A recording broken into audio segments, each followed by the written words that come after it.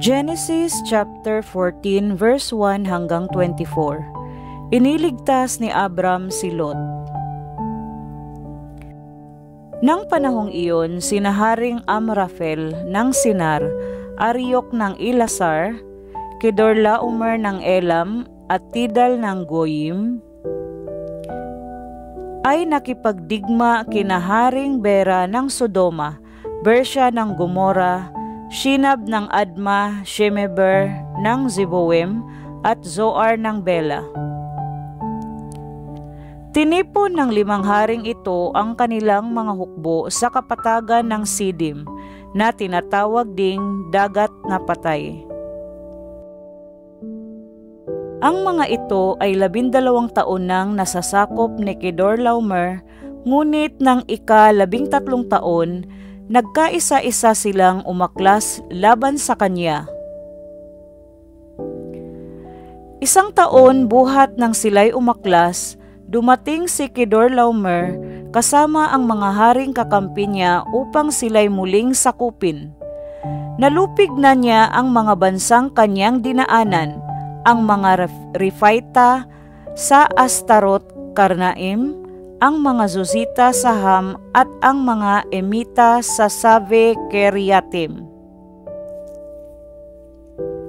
Tinalo na rin nila ang mga Horyo sa kabundukan ng Seir, hanggang sa Elparan sa gilid ng disyerto.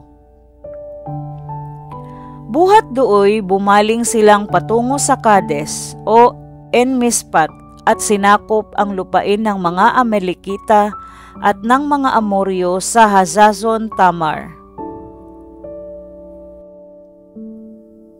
Tinipon nga ng mga hari ng Sodoma, Gomora, Adma, Zeboim, at Bela ang kanilang mga hukbo sa kapatagan ng Sidim, at doon nila hinarap sina Haring Kedorlaomer ng Elam, Tidal ng Goyim, Amrafel ng Sinar, at Ariok ng Elasar, 5 laban sa 4. Natalo ang 5 hari, at nang sila'y tumakas sa labanan, ang hari ng Sodoma at ang hari ng Gomora ay nahulog sa balon ng alkitran na marami sa dakong iyon, ang iba'y nakatakas papunta sa kabundukan. Kaya't sinamsam ng 4 na hari ang lahat ng ari-ariang natagpuan sa Sodoma at Gomora, pati ang pagkain doon. Binihag din nila ang pamangkin ni Abram na si Lot na nakatira sa Sodoma, at kinuha ang lahat ng ari-arian nito. Isang takas ang nagbalita ng pangyayaring ito kay Abram na Hebreo, na nooy nakatira malapit sa tabi ng sagradong kahuyan ni Mamre, isang Amoryo. Si Abram at si Mamre, kasama ang mga kapatid niyang sina Eskol at Aner, ay may umiiral na kasunduan.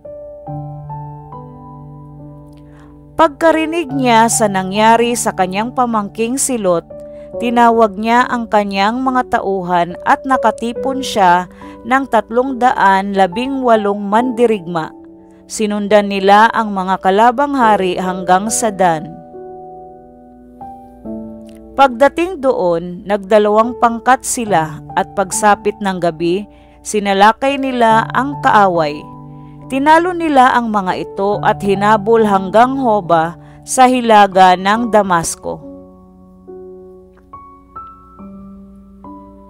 Nabawi nilang lahat ang nasamsam na ari-arian at nailigtas si Lot, ang mga kababaihan at ang iba pa nitong mga kasamahan. Sa pagbabalik ni Abram, pagkatapos niyang talunin si Haring Kedorlaomer at ang iba pang mga haring kasama nito, sinalubong siya ng hari ng Sodoma sa libis ng Save, na tinawag ding libis ng hari. Dinalhan siya ni Melkisedek, hari ng Salem at pari ng kataas-taasang Diyos, ng tinapay at alak. At binasbasan, pagpalain ka nawa Abram ng kataas-taasang Diyos na lumikha ng langit at lupa. Purihin ang kataas-taasang Diyos na nagbibigay sa iyo ng tagumpay, at ibinigay ni Abram kay Melkisedek ang 10 bahagi ng lahat ng kanyang nasamsam buhat sa labanan.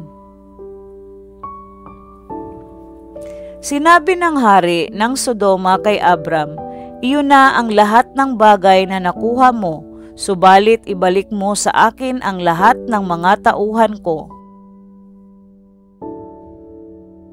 Ngunit sumagot si Abram, "Sumumpa ako sa harapan ni Yahweh, ang kataas-taasang Diyos na lumikha ng langit at lupa. Nangako akong hindi kukuha ng anuman sa iyo, kahit kaputol na sinulid o tali ng sandalyas, para wala kang masabi na ikaw ang nagpayaman kay Abram. Wala akong kukuning anuman para sa sarili ko. Ang mga nagamit lamang ng aking mga tauhan ang aking tatanggapin, at ang bahaging nauukol sa aking mga kakampi, hayaan ninyong kunin ni na Aner, Eskol, at Mamre ang bahaging nauukol sa kanila.